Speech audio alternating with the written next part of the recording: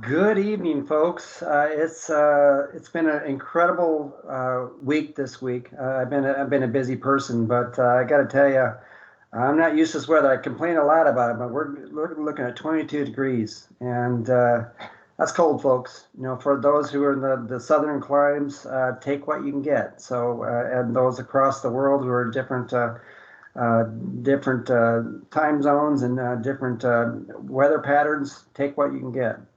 So tonight I have an interesting show. My name is Tom Russell. I'm your host for Life Without Limits, and it's going to be a show that I think is going to be important for those who are grieving.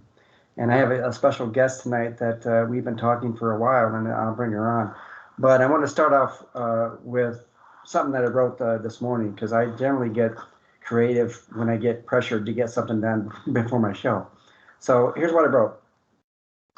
You know, I've always said before, we live in a finite world, an infinite world of possibilities, and the unavoidable fact is we're all born to die. And as my good friend, Bruce Brumman, who's probably listening right now, he's a former three-time guest, he said, none of us never get out of this thing alive. And if you think about it, it's like putting a puzzle together. You start with this mishmash of pieces strewn across the table, and your goal is to match up the pieces to create this masterpiece, right? And you search to find a connecting piece, and you get frustrated because it doesn't go quicker. And life is just like that. You know, when we're born, we're that puzzle. We have our life laid before us, and we don't know where we're headed. But over time, our decisions dictate how we connect to the next piece that's going to catapult us to the next thing in our life. And most times, we just wing it, hoping we get the best results, and many times we fail. And only sometimes do we ever succeed. And the point is, when you're putting your puzzle of life together, your goal is not to always focus on the end result, which is, of course, death. The goal is your journey in life. What are you going to do to make a difference in the world? The goal is to wake up every morning feeling eternally blessed that you get to live one more day in this world. And how many of us take that simple attitude of gratitude for granted? And we naturally assume that we're always going to be able to experience that joy of taking that breath. But what happens when that is taken away from us? What happens when you take that last breath? And some of us can see death coming if we're suffering, but there's some of us who don't see it coming. So I ask you, did you ever finish that puzzle of life? Now let's take this discussion on a different bent, because this is what the show is about. What happens if you're in a relationship with a significant other, be it married or cohabitating or simply just being together for a long time, and one of the two of you pass away? How do you handle it? Are you prepared to live a life of solitude with the love of someone by your side, else by your side? The majority of us would most likely say, not a chance. How can I possibly survive this devastation of losing a loved one? Well, tonight we're going to find out about that from my guest tonight. Her name is Betsy Dudak. She lost her husband 2 years ago in a tragic motorcycle accident, and she's experienced all the 5 stages of grief. But she'd be the first one to admit, even just the past couple of days, some are more prevalent than others, even to this day. And we're going to be talking about her journey these past 2 years, and she's been trying to put those pieces of that puzzle together. And she's going to be the first one to tell you those pieces are still hard to connect even after 2 years. And we're going to discuss her book, and her book is called Me Grieve, A Widow's Journey. Betsy, thank you so much. I'm really honored and privileged to have you on my show. Thank you, Tom. I'm honored and privileged that you asked me to be on it. Yeah. Well, let me introduce with a bio for Betsy. She's a writer living in Warrenville, Illinois, just down the street from me, a few miles, with her rescue dog who thinks he's a cat, Barkley Avenue. That's incredible. Under the name E.A. Tobolsky, she has recently penned her first nonfiction book, Me Grieve, A Widow's Journey, based on the sudden, unexpected death of her husband. And she wrote a couple other novels, and then we'll discuss that at the end of the show and all the other different novels. So, Betsy, we're going to jump right in here because I think there's a lot of things we need to discuss.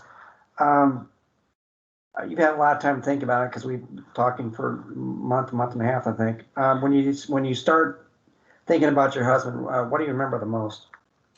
I think the biggest thing is his brilliance. He was an engineer, and he was one of probably the smartest person I've ever met. He just knew everything about anything. He was well read. He he was one of the most in a conversation. He was a shy man, but if you engaged him in a conversation, he could put anything into the conversation because he's read it somewhere, or he has did it himself, or something. I think that's what I miss the most. He had a beautiful mind, and it always intrigued me, and I miss that a lot. Now, can you tell us about the day he passed? Sure.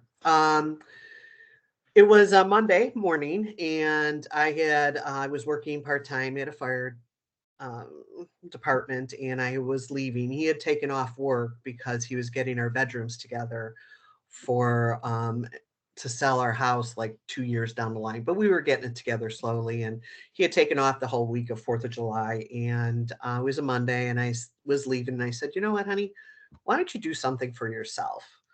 Don't worry too much about the bedrooms. This is your vacation. Think about what you want to do for yourself. And he said, all right. And we said our goodbyes. I got a text from him probably around 10:30, and he said, hey, I went out to see his buddies he was from a small town in Illinois, and I took the motorcycle. It's not supposed to rain. It's supposed to be really sunny, perfect day for riding. I'll see you when I get home. So around 3 o'clock, I got home, and he still wasn't home. And I was getting like, man, is he going to spend all day with his friends? And I went on the lazy boy, and I fell asleep. And what woke me is a knock on the door, and it was a police officer. And I went to the door, and I thought, oh, there was some type of crime in our neighborhood, and he wanted, to either ask me if I seen something. I said, yes, can I help you? And he goes, are you Elizabeth Dudak? And I said, yes, I am. And he said, Peter Dudak's wife? And I said, yes. And he gave me a piece of paper and said, you need to call this number. And then I shook his hand and said, thank you very much. And you didn't know? I did not know. I knew something was wrong, Yeah. especially when he asked me if I was Peter's wife.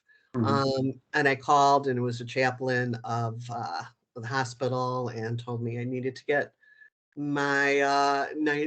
down there and gather the family members, and it was really serious that Peter was in a motorcycle accident. So I called my friend Beth, the first one. I called her to just I had to have her relax me, because I was like, what the heck is going on? And then I called my son, and asked him if he could take me to the hospital. And then my second call was to my daughter, my third call to my daughter to come home. And we got to the hospital, and they gave us the "we did all we could" speech. Oh, yeah. And The things you see on TV and movies, right? yes, yes, and he didn't suffer. And then we went to go. My son and I went together and saw him, and yeah, I couldn't believe it. I just was like, no, this is happening. You're lying to me. This is a bad dream. Who put you up to this joke? That type of deal. And then when I realized, I said, how the heck am I supposed to go on? So. What I found interesting, I don't know if it's interesting, it's just what you were in a fog. Obviously, you didn't know what to do next, or anything like that, like you just said. But what was interesting is 10 days after his passing, you started to chronicle your thoughts and emotions. I did. What was your reasoning for that? Well, in my book, I start by saying runners run when they have something to deal with, and swimmers swim. And I'm a writer, and that's what I do. And for me, it was cathartic. It was necessary. For some reason, I felt like I needed to get that story out. And I just felt a need to show my grief to people. I before this, I don't think I understood grief, and I think I just wanted to chronologicalize my journey, and if not for myself, maybe for my kids, maybe for friends, maybe for family members who didn't understand totally what I was going through. And then, so I started blogging it. And then once I blogged it, I started saying, I got a lot of feedback from people, positive, and I thought maybe this is a book. And so then I put it in a book and wrote some more.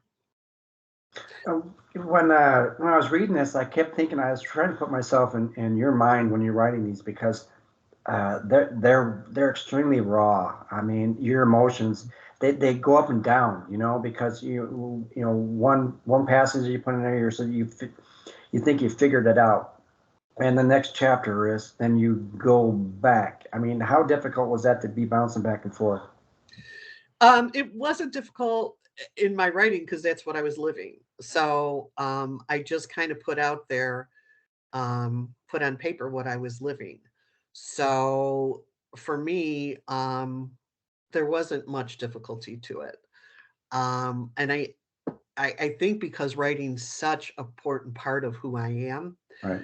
And so I think that it was necessary for me to get through this and to write it down. And that's what makes my book a little bit different than a lot of other grieving books, because a lot of other grieving books are reflection back, where mine are in the moment.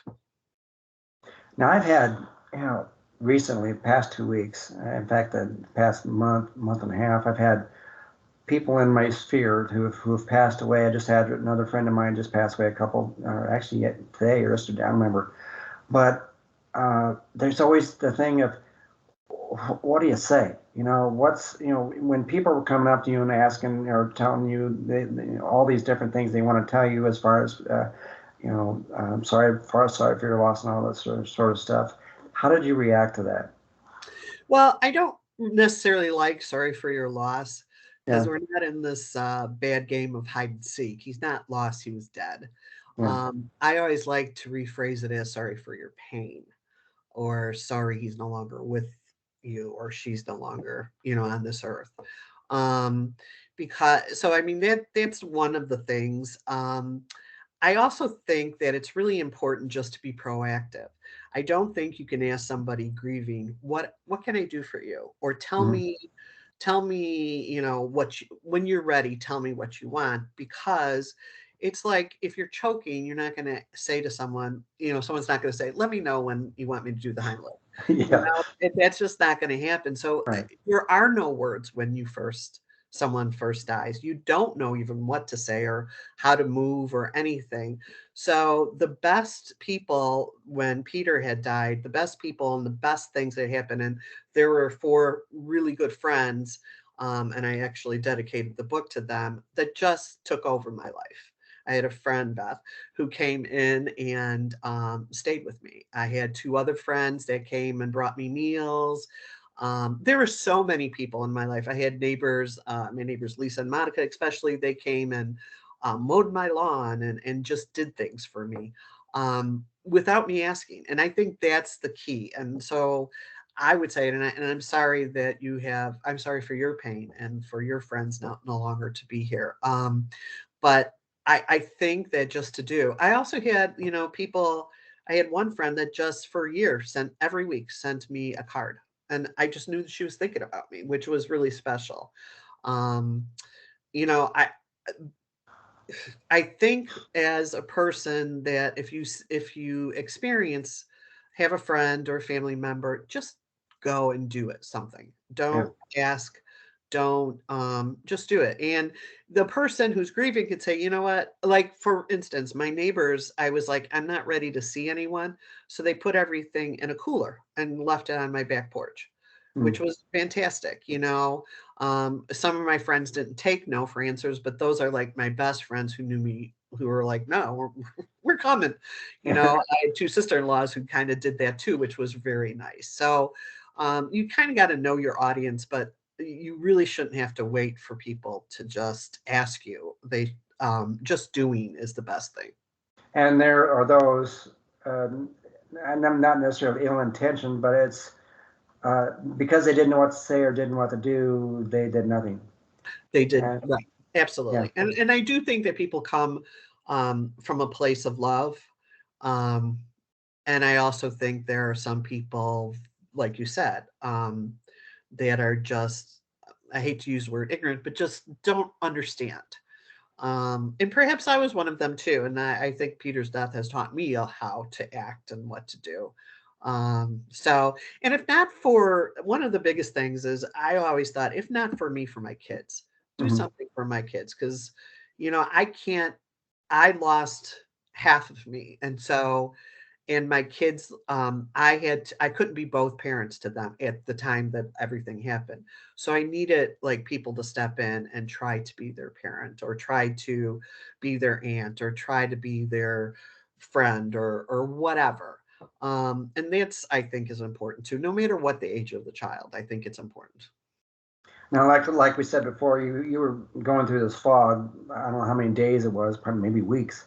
When you finally came out of it, so to speak, did you start experiencing that first stage of grief, which is denial? It's very interesting with the stages of grief. I thought a lot about that since we've talked. Yeah. I think that the stages of grief are not necessarily in chronological order. I think the first thing I felt was anger. And Yeah. that's the one I think I held on for the longest time. Um, and they come and go. I still have anger. I still had anger on Friday night. So I Hmm. mean, that's still part of it. And it still comes and goes. So I think once I got out of the fog, I think from the beginning it was anger. And then it was, why did this happen? I can't believe this has happened. I can't, I would sit there and just tell my friends and sometimes my kids, I can't believe I'm a widow. I can't believe I'm a widow. But it always waxed and waned. So the anger and the denial came together, if that makes sense. Yeah. Yeah. Um, and I think I held on to the anger for a very long time, and it still comes back and rears its ugly head. And I also think exhaustion should be a grief stage because there's a Yeah. total like it's the most it has been, and I was a mother to two newborns, but this was even more exhausting. So yeah, and I didn't bargaining, I don't think I ever went through.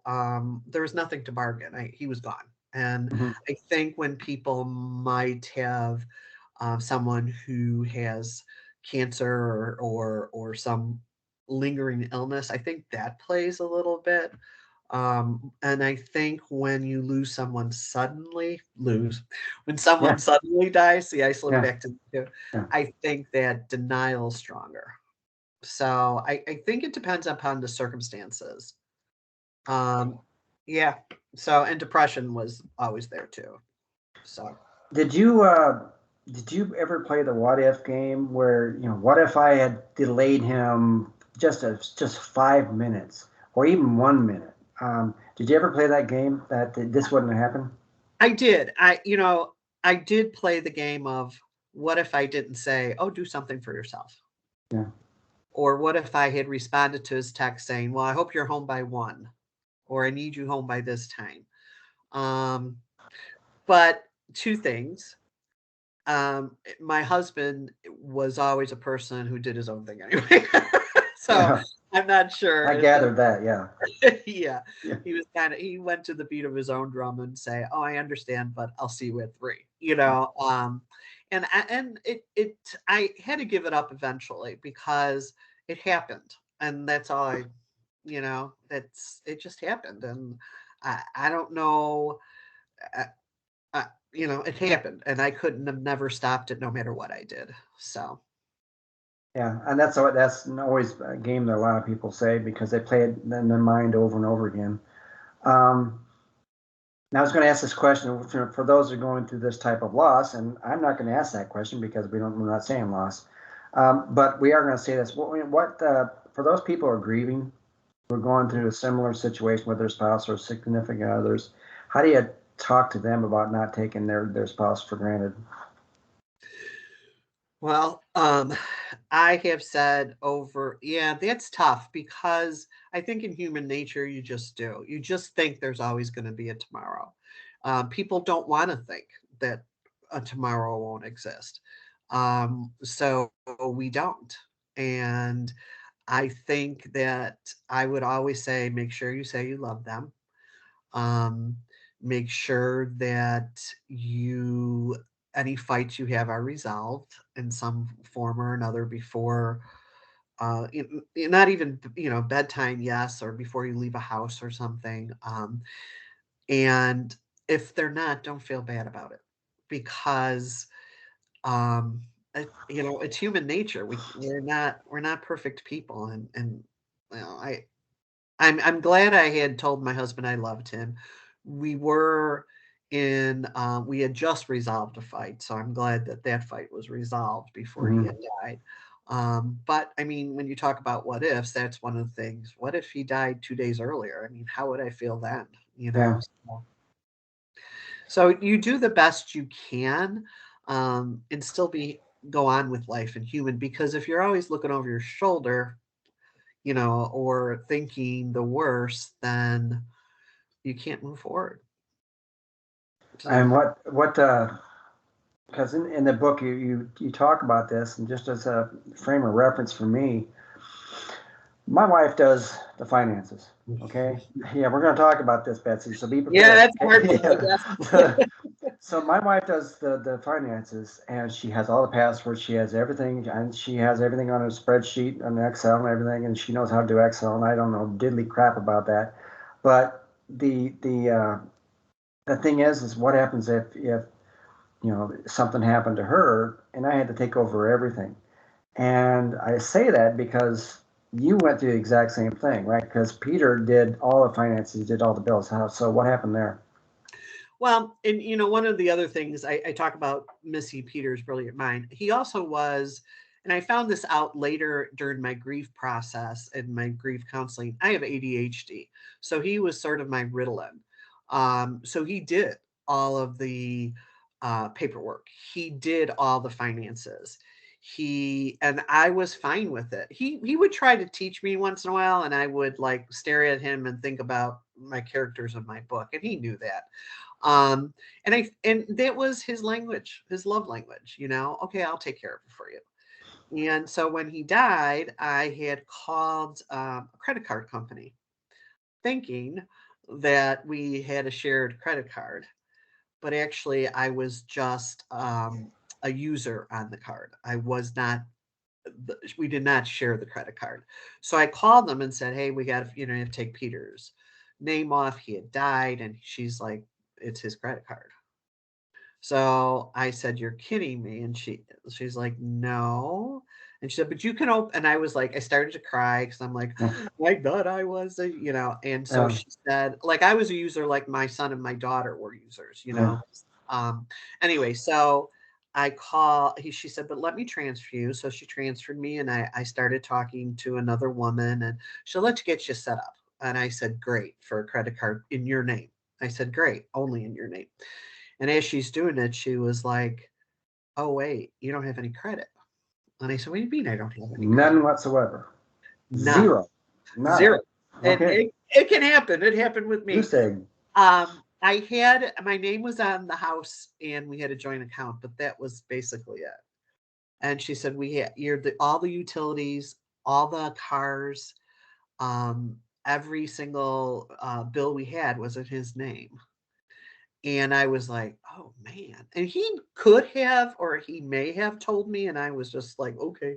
Yeah. Um, and so but she's like, "But don't worry about it. Let's figure this out." And I had called my friend Marianne, who's, an accountant, and I started crying. I'm like, "Oh my God, I have no credit. Who am I?" And Mm. everything. And she said, "You know what? Don't worry.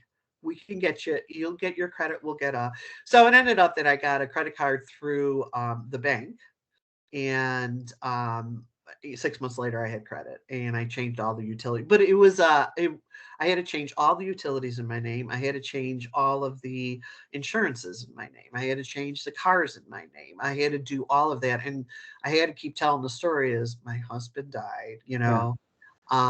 And so I wrote that. I did a blog about it, and I had so many responses of people in similar. At first I was like, Yeah. I was angry at Peter. I was angry at me for being so naive. And I felt stupid. And, that I didn't have all this. But then I got like, a male friend of mine's like, my wife does it all. I never do. I don't even know what's going on. I'd be in the same position that you are. And Yeah. then, and there were about 16 people who kind of were like, yeah, I'm in the same position. And I was like, okay, I don't feel as stupid. Yeah. But yeah, and that's what, please, please, please get some utilities in your name and get your own credit card, even if it's, to a local gas station or whatever, just get something.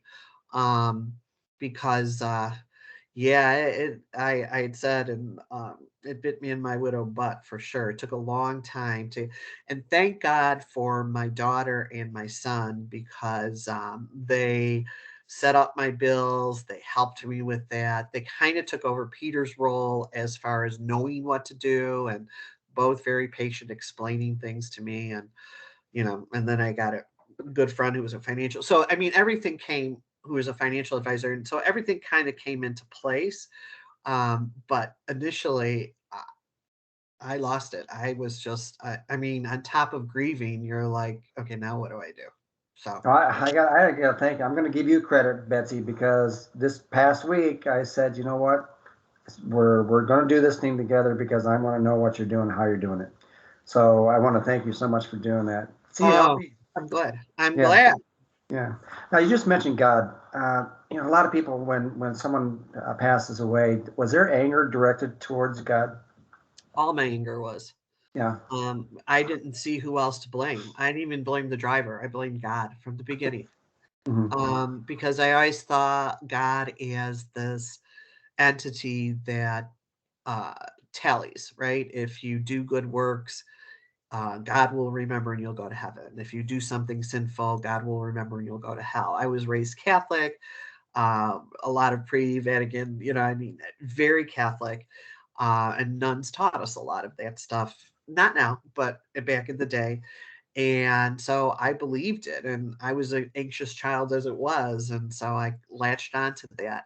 And at the same time, during right, my mother, who was 91, was kept telling me how she wanted to die, that she was done. She knew more dead people than she did alive. She wanted to be with God. She was a very pious woman, and she just wanted to be there. And she had dementia that was getting worse.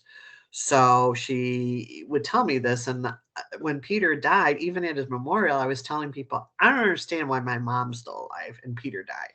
Why Mm. did God do this? you know um and I'm a good person. Why would God take Peter from my life? Peter was a very moral person. Why did he have to die young? My kids are good people. Why did they have to lose their father? Why did God do this? And that's when I lost Peter. When Peter died, so did Peter. my, yeah. Yeah. I have to give, so did my faith, Hmm. and that was a very integral part of me. So I grieved that part of me too. Hmm. Um, and now I'm not. I'm still in the building of that stage, because I, there's probably someone had told me God is like a parent, and that when you go through a bad time, God is there to help you through the bad time, but can't stop the bad time. And trying to, and we're all, we all break. And All right. so he, God, he, she, they pick up your pieces, not necessarily stop the break. Um, and I'm trying to hold on to that, but it's hard when you have a history like I did of Catholicism. And I'm not saying, again, this was this is how it could have happened any religion back in the day, because it was all very fire and brimstone. So that was my experience. Well, I mean, you're at a point now. I think at some point, your viewpoints and your perspective will change. But obviously, I'm preaching to the choir. Do it in your own time, Right. and Right. nobody should really tell you how you Right. should feel or whatever. And I would be the last person to do that. And I have to Um, say, too, I'm sorry, I know a lot of widows found solace in God, and I admire that, and I a little jealous of that, and good for them. And I'm not putting that down at all. how long did it take you to write the book? Well, so it started as a blog. So I pulled from the blog and then I wrote the last two parts. It took me 18 months. 18 months. So yeah. So that course of those stages of grief, they were in the book, you know. Yes, they were. And of course, it was out of sequence, obviously, based on what you just told me. That it's not necessarily denial, but and the anger and depression. That the depression was overwhelming for you. Yes, it was. Yes, Yeah. it was. And I was really blessed because the second day after Peter died, I went to see a therapist because I knew I could not handle this on my own. I knew my friends could help me so much. I did not want to rely on my kids. One of the things that kept me going was I knew my kids had already lost one parent, so I wasn't going to let them lose a second one. And I did have some suicidal ideations, and I knew that wasn't healthy. So I did see a therapist, and then I switched to a grief therapist, and that had helped me and still helps me to this day. But yeah, it was horrible, horrible. Now um, I wonder about this because as time goes on, Mhm. your memories change. Do you ever worry about the memory of Peter fading as time goes on? I spent 31 years, well, 32 years with him. Mhm. And I of those 32, I was married 28 and lived with him for a year and a half. So we lived together for like 30 of those 32 years. I don't he's not he will never he's a memorable person. Mhm. Um, and I see him in my kids, so there's no way that that will ever be denied. My daughter has his disposition. She's laid back, and very logical. My son has his brilliance and he has a sense of humor. So I see that not only physically, but in the things they do in my children. So I can never forget that. But not only that, how do you forget half of you? You Yeah. know, even as you try to rebuild that half, I can't. He's given me so much in life. And I no, I'll never forget him. I don't fear that because I find it hard. And I'm close to his family. I'm close to his nieces and nephews, which are my nieces and nephews, and his sisters and his brother. So, um, yeah, no, I'm surrounded by him. So when you go through these bouts of anger, which you just chronicled in a Facebook post, which I saw, Uh-huh. um, do you read those things? This is why did I write that? Because I don't feel that way now. Does it like you put it on Facebook or you put it somewhere else and you feel like okay, I said it now that I need to move on. Is it a little bit easier to move on after you say something? People, I'm a very honest person, and I Yeah, you do. are. You're authentic, Betsy. I guess it's Yeah, pretty obvious. I yeah, do wear my heart on my sleeve. It lives yeah. there. It has always lived there. And I know I had just gone through a horrible Friday night. That I was supposed to go out and I couldn't because there was a memory that triggered me about Peter and it put me into this grief spiral. And so I sat with it and then moved on the next day. And I I mean, it's not for everyone's not this way, and I understand that. I am, and I turned 60. I'm not going to change. So yes, there's risks of me saying things out there and putting things out there. I try not to say things about other people or put other because that's their story, not mine. I certainly keep my kids out of it. Even in Yeah. my blogs, I'm very I don't. My daughter's is okay with it.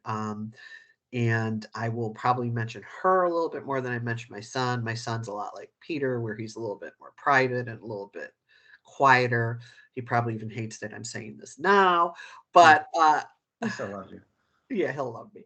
Yeah. But yeah, so it's not for everyone. Not everyone understands it. Sometimes I don't, but the feedback I get sometimes makes it worth it. And so I get like even with this book, it was very raw.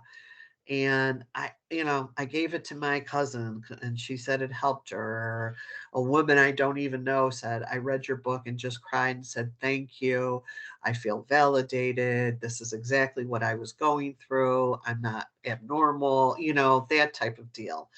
Um, or you put into words what I was feeling. And, that's what keeps, that's good. And that's what I try to hold on to and not overthink what I say or what I do. Well, here's why I like the reason why you did this and do all the other things you wrote the book is a lot of people they hold all that emotion inside and they don't have an outlet, and so they hold it in and they go through all these different stages of grief, and they have no one to talk to. Hopefully, they go to a therapist, but sometimes they just don't. They just hold it in and they go within themselves, and that's why I like that you do this because you're not only doing it for yourself, but you're also doing it for other people. Yeah, and I think that's what motivated me from the beginning is if I could tell people how I'm feeling, they not only understand some of it was to understand me as far as like friends, but it was more to understand the process of grief. It was more to understand what anybody goes through. It was more to connect to the people that were similar to me in their grief. And I, again, it's not for everyone. I'm the opposite of holding things in. I'm a town crier, Yeah. but I just it's who I am, and I just felt a need. It was a very maybe God given driven drive for me to write this and to share it and not everybody agrees with it, and that's okay because it's not there for their purpose then. Mm-hmm. And that's what I Now, said. Someone said, "Oh, it's too raw. I can't read it." And I said, "And that's okay. That it's not your purpose." right. So, There may be a day when you do want to read it if you go through the same mhm. kind of situation. Now, we didn't go into this at the beginning when you just talked about the accident, but let's kind of go into that because the court case was resolved. What was the situation with the guy who hit Peter? Let me first say, when we talked about anger, I think I was angry for that guy, like for a minute. I wasn't necessarily. I didn't hold on to anger towards him. And here, my daughter, my brilliant daughter, had said to me, it was never about the moment. It was about the consequences of that moment. So it was Mhm. about whatever happened afterwards and our grief and that's kind of how I felt. And Peter was always, well, that's why they call them accidents. So I mean, that's kind of but the gentleman that hit him ended in the state I'm in, the state I live, if you hit somebody, if you fail to yield and nothing happens, you fail to yield and you hit somebody, or you fail to yield and you kill somebody, it's all the same ticket. It's not like a DUI where, DUIs have different level. Yeah. It's the same ticket. So we had to go by the law of where I lived. And I had thought perhaps the gentleman should get like a community service and, um, maybe a suspension of license because he was an older gentleman. Hmm.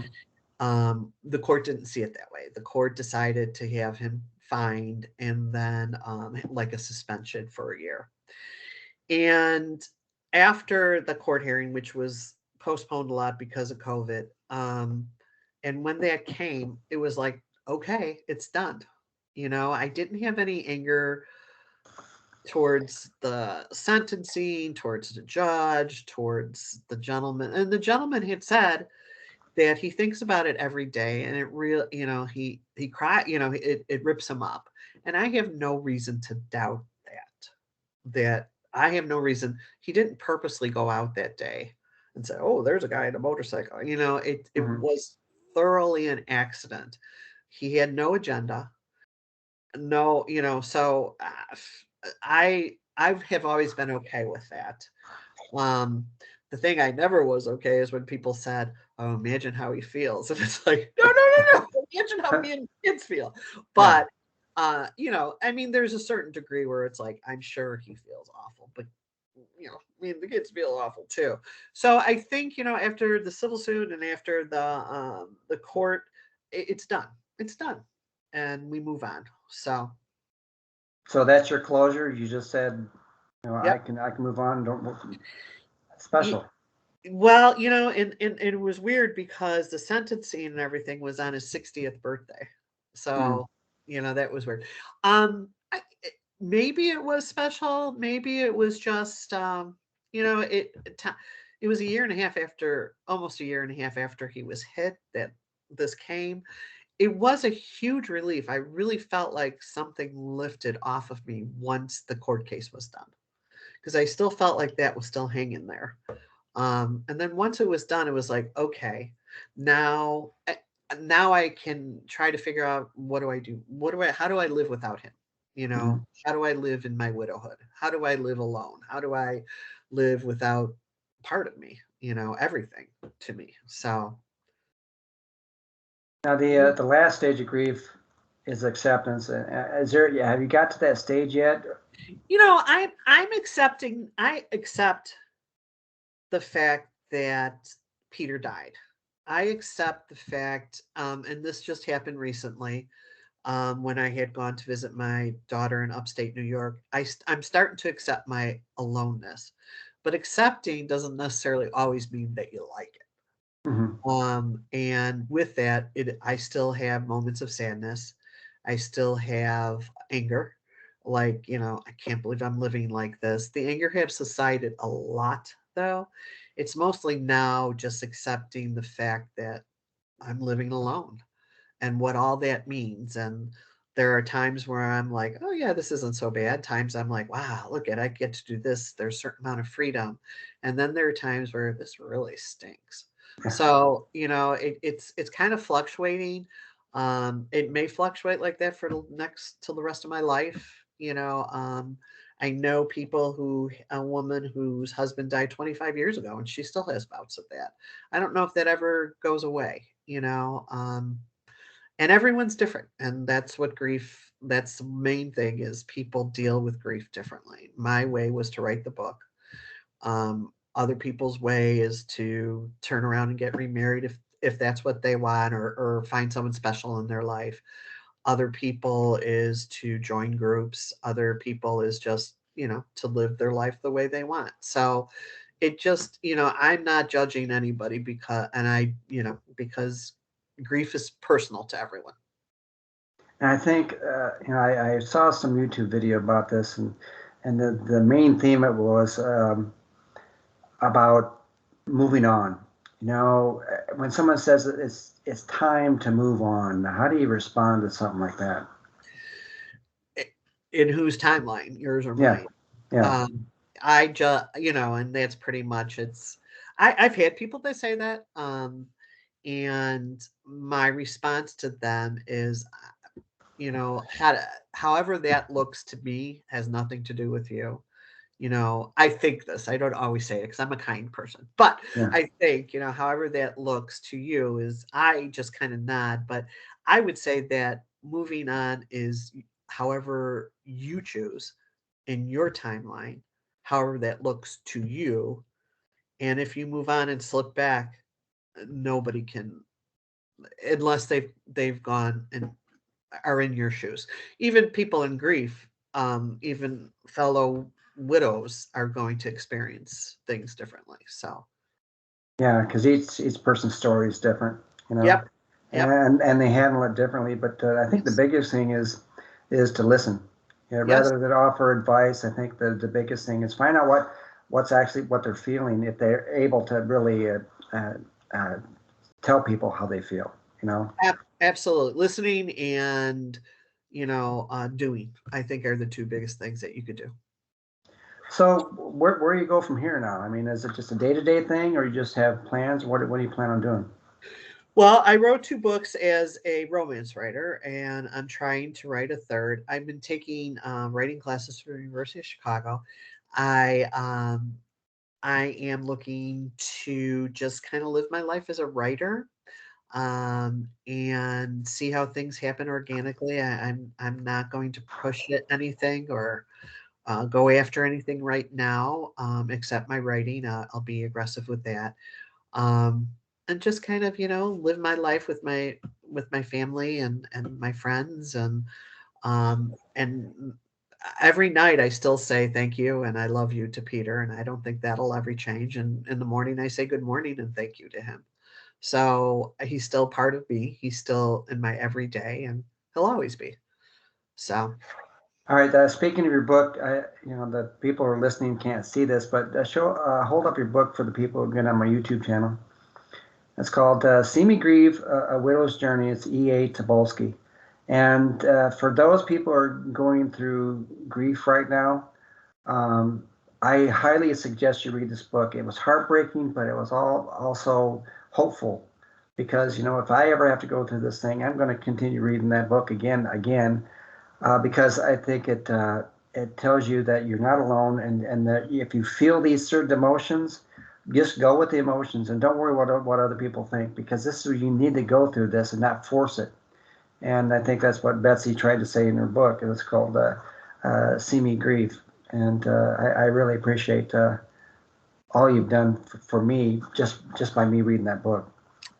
thank you so much, Tom. It's been such a pleasure to get to know you through this. Yeah. And I'm honored to be here, and thank you for giving me this opportunity. So how can people reach you? They can reach it's elizabethdudak@gmail.com. I have a website, betsydudak.net, and Facebook. I'm on Facebook. Yep. And Instagram. You're also on Instagram. On Instagram. Mm-hmm. See, yes, I'm covering you here. I should hire you as my PR person. Oh, no, you don't want that. You do not want that. I can't do it myself, so no, we're okay. So, hey, thanks a lot, Betsy. Before you go, don't leave here, but I want to read something that I read a while back. Yep. And I think it ties into what we're talking about, what I talked about at the beginning of the show about not taking life for granted. So this is it. Barely the day started and it's already 6 in the evening. Barely arrived on Monday and it's already Friday. And the month is already over. And the year is almost over. And already 40, 50, or 60 years of our lives have passed. And we realize it's too late to go back. So let's try, despite everything, to enjoy the remaining time. Let's keep looking for activities that we like. Let's put some color in our gray. Let's smile at the little things in life that put balm in our hearts. And despite everything, we must continue to enjoy with serenity the time we have left. Let's try to eliminate the afters. I'm doing it after. I'll say it after. I'll think about it after. We leave everything for later, like after is ours. Because what we don't understand is this: afterwards, the coffee gets cold. Afterwards, priorities change. Afterwards, the term is broken, and afterwards, health passes. Afterwards, parents get old. Afterwards, promises are forgotten, and afterwards, the day becomes night. Afterwards, life ends. And then it's often too late. So let's leave nothing for later, because still waiting to see later, we can lose the best moments, the best experiences, the best friends, the best family. The day is today. The moment is now.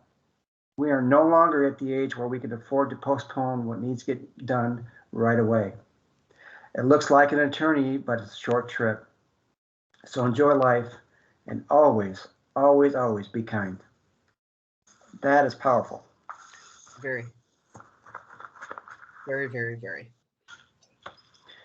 Well, that was a very lovely, lovely show tonight with coming on, and I appreciate you being able to bare your soul and to be raw and try to help other people who are grieving.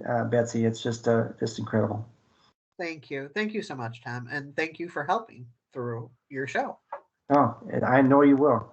And as I end on my shows, I want everyone to smile infectiously, laugh genuinely, love unconditionally, live courageously. And the last thing, a little addendum here, is do not take life for granted. I believe in all of you. Have a great week, folks.